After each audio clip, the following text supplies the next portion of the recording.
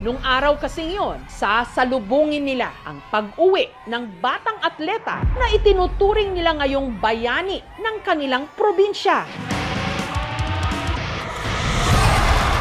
Ang husay kasi nito sa pagbabasketball nagbigay ng napakalaking karangalan sa kanila. Walang iba kundi si Rene Clert Bobet Baterbonian.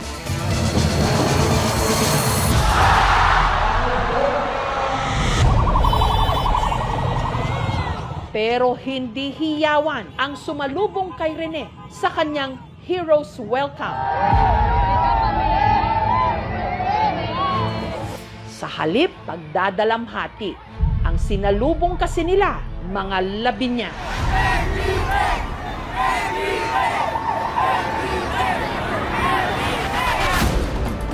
June 8, si Rene at ang teammate niyang si Divine Adili nalunod habang nagtitraining daw ang kanilang basketball team sa Ateneo sa isang resort sa Dipakulaw, Aurora Province.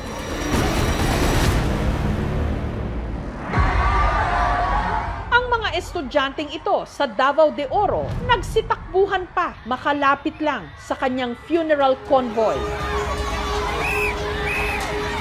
Pagdating sa bayan ng San Francisco,